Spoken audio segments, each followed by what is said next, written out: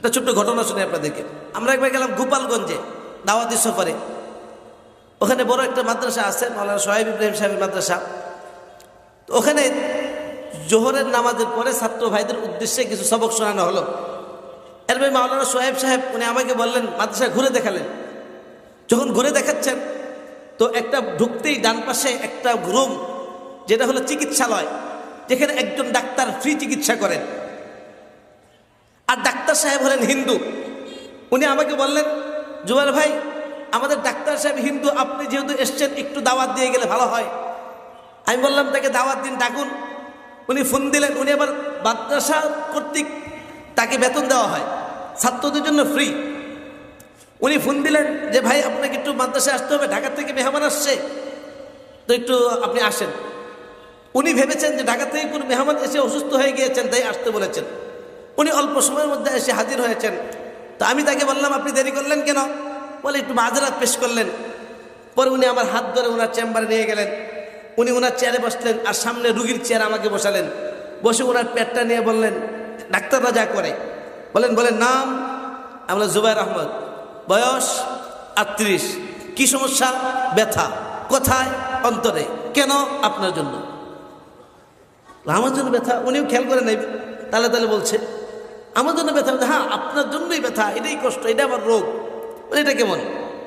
আমি বললাম, দেখুন আমি এই মাদ্রাসায় আসার পরে জানতে পারলাম আপনি অনেক ভালো একজন ব্যক্তি। আপনি এই মাদ্রাসার বাচ্চাদেরকে চিকিৎসা দান করেন, কিন্তু এই চিকিৎসা দেওয়ার পরেও, এত ভালো কাজ করার পরেও এই মুহূর্তে যদি আপনি মৃত্যুবরণ করেন তাহলে আপনি চিরস্থায়ী জাহান্নামে যাবেন, যার শুরু আছে আর শেষ নেই। তা আমার এই অন্তরে কষ্ট, ব্যথা যে আপনি এত ভালো মানুষ হওয়ার পরেও আপনি চিরকাল জাহান্নামে যাবেন, এটা হইতে পারে না। এই কষ্ট আমার অন্তরে, এটাই আমার ব্যথা, এটাই আমার রোগ। এখন উনি বলছেন এই কথা কি ভগবান বলেছে? আমি বললাম, ভগবান বলতে কেউ নেই, তবে আল্লাহ বলেছেন। উনি বললেন, না আল্লাহ তো আপনাদের, আমাদের ভগবান। আমি বললাম, না আপনাদের মালিকের নাম আল্লাহ, আপনার মালিকের নাম ভগবান, ঈশ্বর, গড নয়, আল্লাহ।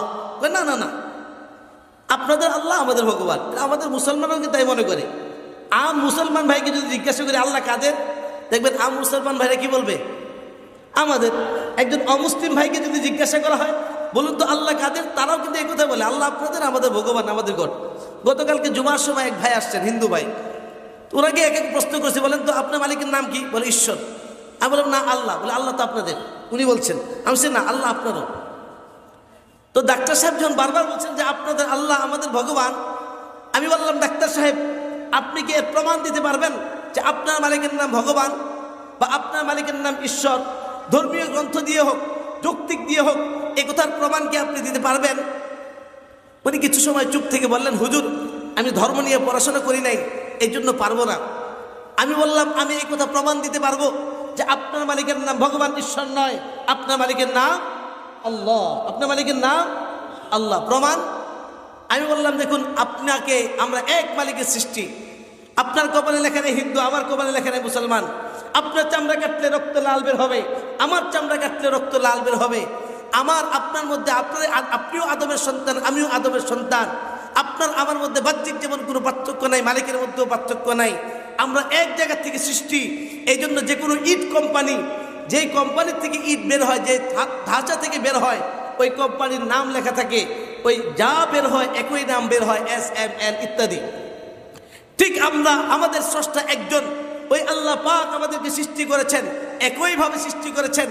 এই জন্য আল্লাহ সুবহানাহু তাবারাক তাআলা আপনার হাতের মধ্যে কোম্পানির নাম যেমন লেখা থাকে, ঠিক আপনার হাতের মধ্যে আল্লাহ সুবহানাহু তাবারাক তাআলা ওনার নাম আল্লাহু লিখে দিয়েছেন। বলে এটা কিভাবে সম্ভব? বলে হ্যাঁ লিখে দেখিয়েছেন। আমি তার হাতে দেখালাম, কলম দিলে আমি দেখাচ্ছি।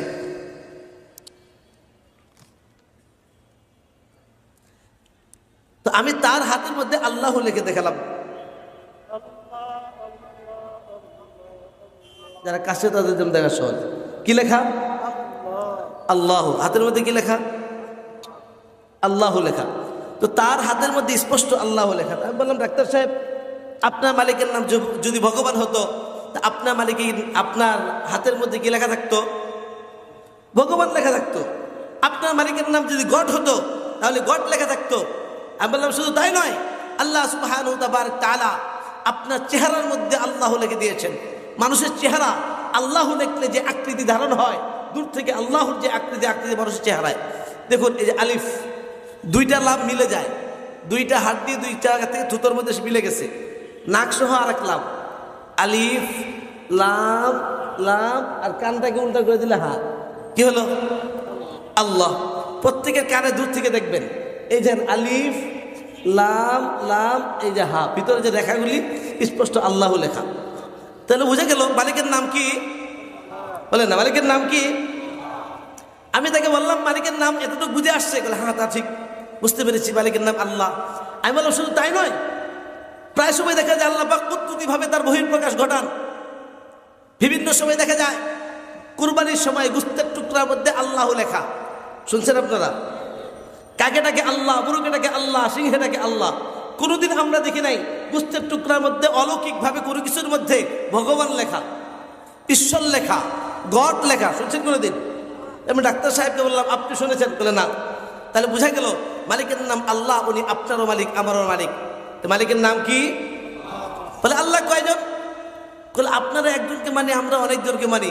আমি বলছি অনেকজনকে মানা যাবে না, আপনাদের মালিক একজন, আমাদের মালিক একজন। আপনাদের ধর্মীয় শাস্ত্রও এই কথা শিক্ষা দেয়, আমাদের কোরআনও এই কথাই শিক্ষা দেয়। কি শিক্ষা দেয়? আপনাদের শাস্ত্র বলে বেদ চারটা, ঋগ্বেদ, যজুর্বেদ, অথর্ববেদ, সামবেদ।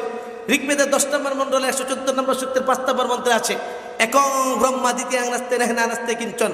ব্রহ্মা ঈশ্বর মালিক আল্লাহ একজন, দ্বিতীয়াং নাস্তে, দ্বিতীয় কোনো মালিক নাই, নেহনা নাস্তে কিঞ্চন, নাই নাই নাই, কিঞ্চন মানে বিন্দু পরিমাণ নাই। মালিক কয়জন? এটাকে আরবি করলে হয়ে যায় লা ইলাহা ইল্লাল্লাহ, লা ইলাহা। এবং এই এক মালিক ছাড়া আর কারো পূজা করা যাবে না, এক মালিক ছাড়া আর কারো উপাসনা করা যাবে না, এক মালিক ছাড়া আর কারোর সামনে মাথা সিজদা করা যাবে না। এটা সকল ধর্মে নিষেধ।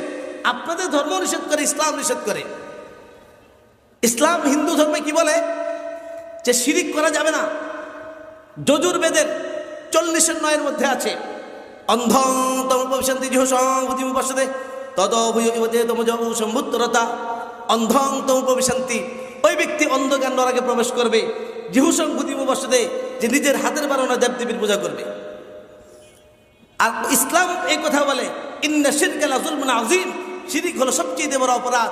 আর যে ব্যক্তি শিরিক করবে হারামাল্লাহু আলাইহিল জান্নাহ, আল্লাহ পাক তার জন্য জান্নাতকে হারাম করে দেবেন। তখন তাকে বললাম, বুঝা গেল যে মালিক কয়জন? এই মালিকের সাথে কি করা যাবে না? শিরিক করা যাবে না। তখন আমি একই প্রশ্ন করলাম, তাহলে বলুন মুহাম্মদ সাল্লাল্লাহু আলাইহি ওয়াসাল্লাম কাদের নবী? বলে আপনাদের নবী। আমি বললাম না, মুহাম্মদ সাল্লাল্লাহু আলাইহি ওয়াসাল্লাম আপনাদেরও নবী। বলে কিভাবে? আমি বললাম আপনাদের কিতাবের মধ্যে ওই নবীর কথা আছে। বলে কি আছে? আমি বললাম আপনাদের কিতাবে আছে যুগ 4টা, সত্য, ত্রেতা, দাপর, কলি। এখন যে যুগ চলছে এই যুগটার নাম কলি যুগ। বিভিন্ন যুগে বিভিন্ন অবতার আসছেন।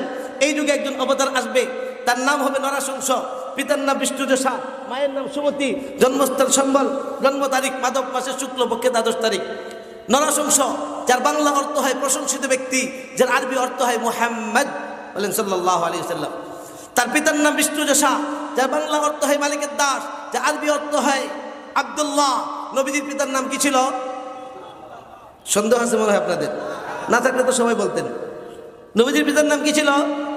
তার মায়ের নাম হবে সুমতি, যার বাংলা অর্থ হয় নিরাপদ শান্তি, যার আরবি অর্থ হয় আমেনা। নবীজির মাতার নাম কি ছিল? তার জন্মস্থান হবে সম্বল, যার বাংলা অর্থ শান্তির ঘর, দারুল আমান, মক্কা মুকাররমা। নবীজি কোথায় জন্মগ্রহণ করেছেন? মক্কা। তার জন্ম তারিখ হবে মাধব মাসের শুক্লপক্ষে 12 তারিখ। মাধব থেকে আরবিতে বলা হয় রবি, শুক্লপক্ষ প্রথম অংশ, প্রথমকে আরবিতে বলা হয় আউয়াল, রবিউল আউয়াল। 12 তারিখ 12 তারিখ, রবিউল আউয়ালের 12 তারিখ। এই তারিখে যে অবতার দুনিয়াতে আসবে তাকেই মানতে হবে। এটাও তাদের ধর্মে আছে। লা ইলাহা হর্তি পাপম ইল ইলাহা পরম পাদম, জন্ম বৈকুণ্ঠ ইনতি তজপি নাম মুহাম্মদ। লা ইলাহা হর্তি পাপম, আল্লাহর আশ্রয় ব্যতীত পাপ মোচন সম্ভব নয়। ইল ইলাহা পরম পাদম, আল্লাহর আশ্রয় প্রকৃত আশ্রয়, জন্ম বৈকুণ্ঠ ইনতি তজপি নাম মুহাম্মদ। আর তুমি যদি বৈকুণ্ঠ স্বর্গের আশা করো তাহলে তুমি মুহাম্মদুর রাসূলুল্লাহ সাল্লাল্লাহু আলাইহি ওয়াসাল্লামের নাম জপনা করো। আমি পুরা কারগুজারি শোনাচ্ছি না, আমার সবক শোনানোর বিষয় আরেকটা। তো তাকে যখন এই কথাগুলি বললাম, শিরিকের কথা বললাম যে আল্লাহ মানতে হবে, শিরিক করা যাবে না, মৃত্যুর পরে জান্নাত জাহান্নামের বিস্তারিত কথা বলার পরে আমি যখন তাকে বললাম ইসলাম আপনাকে মানতে হবে, ইসলাম ছাড়া আর কোনো উপায় নেই, আপনি চিরস্থায়ী জাহান্নামে যাবেন আল্লাহ বলেছেন, দীর্ঘ 1-1.5 ঘন্টা বোঝানোর পরে তখন সে একটু আমাকে একটা প্রশ্ন করলেন, বলে হুজুর আপনি যে কথাগুলি বললেন আমি বুঝতে পেরেছি, আপনার কথাগুলি আমার বোধগম্য হয়েছে, আমি বুঝতে পেরেছি, কিন্তু আমার একটা প্রশ্ন, আমি যে মরলে জাহান্নামে যাব এই কথাটা আপনি একাই জানেন না এই মাদ্রাসার হুজুররাও জানে? আমি বললাম এই মাদ্রাসার হুজুররাও জানে। বল তাহলে তারা এতদিন আমাকে বলে নাই কেন? তারা এতদিন আমাকে এই কথাটা বলে নাই কেন? আমি যদি ঈমান ছাড়া মারা যেত আমি জাহান্নামে যাব, আমি জাহান্নামে যাব এই লোকগুলি জানার পরেও তারা আমাকে বলে নাই কেন? সম্মানিত হাজিরিন, কাল কিয়ামতের দিন আল্লাহ পাক জিজ্ঞাসা করবেন, ফালা নাসআলান্নাল্লাযীনা উরসিলা ইলাইহিম ওয়ালা নাসআলান্নাল মুরসালিন লা নাসআলান্না। এখন অনেক সাথী ভাইদের দেখা যাচ্ছে আমরা তাকরার করছি, লা নাসআলান্না কোন সিগা? বাহাস লামে থেকে তুলে থেকে সাকিলা না খাফিফা, ভারী না পাতলা? আল্লাহ পাক ভারী দুইটা তাকিদ দিয়ে বলছেন, অবশ্যই অবশ্যই রাসূল এবং মুরসাল যাদেরকে পাঠিয়েছি, যাদের কাছে পাঠিয়েছি উভয়কে আমি জিজ্ঞাসা করব, উভয়কে জিজ্ঞাসা করব। আল্লাহ পাক আমাদেরকে জিজ্ঞাসা করবেন, তোমরা তোমাদের প্রতিবেশী অমুসলিমদেরকে ইসলামের দাওয়াত দিয়েছিলে কি দাও নাই? আর আমাদের প্রতিবেশীদেরকে জিজ্ঞাসা করা হবে যে তোমরা তাদেরকে ইসলামের দাওয়াত দিয়েছে কি দাও না? তাদেরকে তোমাদেরকে মুসলমানরা ইসলামের দাওয়াত দিয়েছিল কি দেয় নাই? কি জবাব দিব আমরা? সম্মানিত হাজিরিন, নবীজির পথ কোনটা? আমি তাকরার করছি, আপনারা আমার সাথে বলবেন। বলেন আমি প্রশ্ন, যার মনে যেটা আছে সেটা বলেন। উস্তাদরা আছেন, ওনারা ভুল হলে ঠিক করে দেবেন, কোনো টেনশন নাই আমাদের, আমরা তো তাকরারই করছি। বলেন না, নবীজির পথ কোনটা? জি, সিরাতুল মুস্তাকিম। আর দুইজন বলেন। যদি জিজ্ঞাসা করা হয় নবীজির পথ, আমরা তো জানি নবীর পথে চললেই আমরা কামিয়াব, নবীর রাস্তায় চললেই আমরা সফল। প্রশ্ন হলো যদি সুনির্দিষ্টভাবে আমাকে জিজ্ঞাসা করা হয় নবীর পথ কোনটা, তাহলে আমি কোনটা বলবো? চলো কোরআনকে জিজ্ঞাসা করি, কোরআন কি বলে? কোরআনকে যদি বলি কোরআন তুমি বলো এই প্রশ্নের উত্তর কি, তাহলে কোরআন বলে কুল, আল্লাহ বলাচ্ছেন নবীকে দিয়া, হে নবী আপনি বলুন হাদিহি সাবিলি, হাদিহি মানে এইটা, সাবিলি আমার পথ। কোনটা আমার পথ? আদউ ইলাল্লাহ। আদউ কোন সিগা? জি, উদউ বলি নাই, আদউ। ওয়াহিদ মুতাকাল্লিম, বাহাস। জি, মুজারে, মুজারে কিসের অর্থ দেয়? কয়টা অর্থ? দুইটা, হাল ও মুস্তাকবিল। আমি আদউ ইলাল্লাহ, আমি হাল রানিং যে দাওয়াত দিচ্ছি, মত পর্যন্ত দাওয়াত দিব। হাদিহি সাবিলি। প্রশ্ন হলো নবীর যুগে নবীজি কাদেরকে দাওয়াত দিচ্ছিলেন? জি, নবীর যুগে নবী কাদেরকে দাওয়াত দিচ্ছিলেন? কাফের মুশরিককে দাওয়াত দিচ্ছিলেন, অমুসলিমদেরকে দাওয়াত দিচ্ছিলেন। আর আল্লাহ বলছে আপনি বলে দিন হাদিহি সাবিলি, এইটা আমার পথ, এটা আমার রাস্তা। কোনটা আমার পথ? আদউ ইলাল্লাহ, আমি যে রানিং দাওয়াত দিচ্ছি, মত পর্যন্ত দাওয়াত দিব। হাদিহি সাবিলি, অমুসলিমদেরকে দাওয়াত দিচ্ছি, এটা আমার পথ। আলা বাসীরাতিন, আমি যে আল্লাহর দিকে মানুষকে দাওয়াত দিচ্ছি না বুঝে নয়, আলা বাসীরাতিন আই আলা ইয়াকিনিন, আমি ইয়াকিনের সাথে বুঝে শুনে অমুসলিমদেরকে দাওয়াত দিচ্ছি। আনা, এই অমুসলিমদেরকে দাওয়াত দেওয়া, কাফের মুশরিকদেরকে দাওয়াত দেওয়া, হিন্দু খ্রিস্টানদেরকে দাওয়াত দেওয়া, আনা এটা আমার কাজ। ওয়া মান ইত্তাবানি, ওয়া মানে এবং, মান মানে যে, ইত্তাবা অনুসরণ করে, নি আমার, এটা আমার কাজ। আর যে আমার অনুসরণ করবে তাদেরও কাজ। প্রশ্ন হলো আমরা সকলেই নবীজির অনুসারী, নবীজির অনুসারী হয়ে আল্লাহ বলাচ্ছেন, নবীকে দিয়ে শিখাচ্ছেন, আমরা কি সেই কাজটা করছি? আমরা কি অমুসলিমদেরকে দাওয়াত দিচ্ছি? আমরা কেমন মানুষ, কেমন মানবতা আমাদের, যে আমার এক ভাই চিরস্থায়ী জাহান্নামে চলে গেল, আমি তাকে আগুন থেকে বাঁচালাম না। হিন্দু বাড়িতে আগুন জ্বললে আমরা বসে থাকবো? কি মনে হয় আপনাদের? আমাদের বাড়িতে আগুন জ্বলে তারা বসে থাকবে? এই দুনিয়ার আগুনে যদি চামড়া পুড়ে যায়, ত্বক পড়ে যায়, ঔষধ দিয়ে ত্বক ফিরিয়ে আনা সম্ভব। যদি বাড়িঘর পড়ে যায়, টাকা পয়সা দিয়ে উত্তম বাড়িঘর বানানো সম্ভব, কিন্তু এই লোকগুলি যদি মারা যায় কোথায় যাবে? বলেন না, কোথায় যাবে? কত বছর চলবে? খালিদিনা ফিহা আবাদা। আমরা কেমন মানুষ, কেমন মানবতা আমাদের! আমার এক ভাই চিরস্থায়ী জাহান্নামে চলে গেল, একটা বার আমার মাথায় ভাত জন্মে না, একটা বার অন্তরে ব্যথা আসে না। পক্ষান্তরে নবী আলাইহিস সালাতু ওয়াস সালামের অস্থিরতা ছিল, ব্যথা ছিল যে كان رسول الله صلى الله عليه وسلم متواصل الأحزان دائم الفكرة ليست له الراحة دائم الفكرة সর্বদা উম্মতের ফিকির করতেন।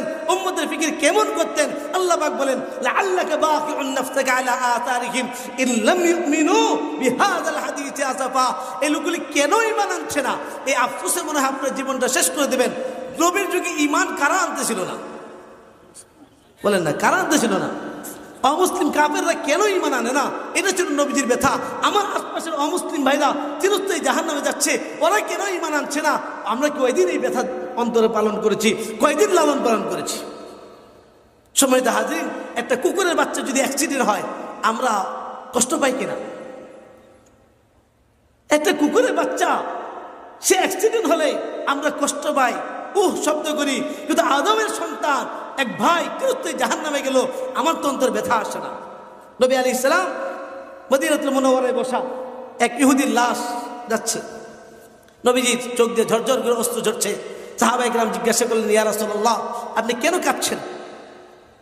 এ তো ইহুদির লাশ। নবীজি বললেন, সেটা আমার উম্মত চিরস্থায়ী জাহান্নামে চলে গেল, আমি তো বাঁচাইতে পারলাম না। লাকাদ কানা লাকুম ফি রাসূলিল্লাহি উসওয়াতুন হাসানা। আমি কেমন? এটা আমরা তো দায়ী জাতি ছিলাম, আল্লাহ আমাদেরকে পাঠিয়েছেন। কুনতুম খায়রা উম্মাতিন উখরিজাত লিন-নাস, তোমরা শ্রেষ্ঠ জাতি, তোমাদেরকে বের করা হয়েছে মানুষের জন্য। তা'মুরুনা বিল মা'রুফ ওয়া তানহাউনা আনিল মুনকার। তা'মুরুনা বিল মা'রুফ এই তা'মুরুনা বিত তাওহীদ, একত্ববাদের দাওয়াত দিবে, আল্লাহ বলে বান্দাদেরকে আল্লাহর সাথে জুড়ায় দিবে। তানহাউনা আনিল মুনকার এই তানহাউনা আনিশ শিরক। আল্লাহ পাঠাইছেন এই কাজ। উখরিজাত লিল মুসলিমিন বলেন নাই, উখরিজাত লিন-নাস। হিন্দুরা মানুষ কিনা? নাস শব্দের অর্থ হলো মানুষ। হিন্দুরা মানুষ কিনা? খ্রিস্টানরা মানুষ কিনা? বৌদ্ধরা মানুষ কিনা? আল্লাহ বলেন তোমাদেরকে সকল মানুষের জন্য পাঠানো হয়েছে। এটা আমাদের দায়িত্ব ছিল, আমরাও মুসলিম ভাইদেরকে দাওয়াত দেব।